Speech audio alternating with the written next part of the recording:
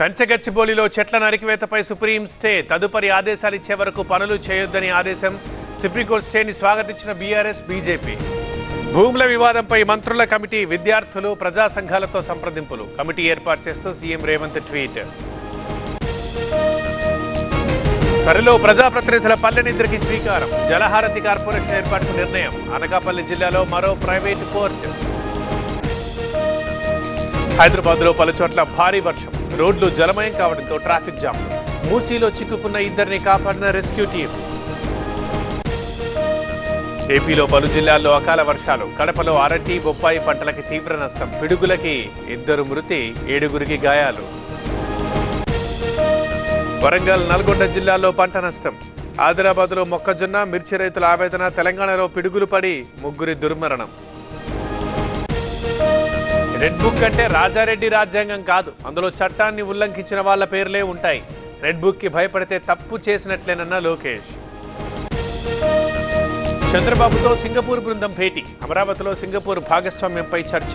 కొత్త ఒప్పందంపై త్వరలో నిర్ణయించనున్న సీఎం. మొత్తం ఓట్లలో 10% వస్తేనే విపక్ష హోదా.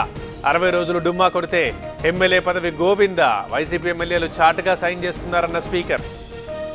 మూడోసారి విచారణకు కాకాని డుమ్మా. చట్టపరంగా ముందుకెళ్తామంటున్న పోలీసులు. క్వాష్ పిటిషన్పై విచారణ రేపటికి వాయిదా.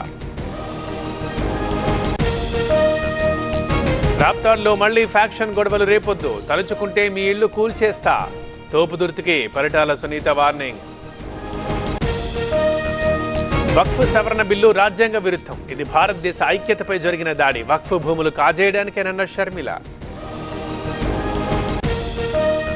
మంత్రి పదవిపై ఆశాభావం. కుల సమీకరణాల్లో కుదరకపోతే రాజీనామా. జిల్లాకి మంత్రి పదవే లక్ష్యమన్న Malreddy. Micro finance company torture. నందికొట్కూరులో మహిళ ఆత్మహత్యాయత్నం. ఆసుపత్రికి తరలింపు. పిఎస్లో ఫిర్యాదు. రాజ్యసభలో వక్ఫ్ బిల్లుపై సుదీర్ఘ చర్చ. బిల్లుని వ్యతిరేకించిన కాంగ్రెస్, వైసీపీ. విపక్షాలు తప్పుడు ప్రచారం చేస్తున్నాయన్న బీజేపీ. వక్ఫ్ సవరణ బిల్లుని వ్యతిరేకిస్తున్నాం. అసెంబ్లీలో సీఎం స్టాలిన్ ప్రకటన. నల్ల బ్యాడ్జీతో నిరసన. చైనా భారత భూభాగాన్ని ఆక్రమిస్తోంది. ఆ దేశాన్ని ఏ విధంగా నియంత్రిస్తున్నారు? సభలో ప్రకటన చేయాలన్న రాహుల్.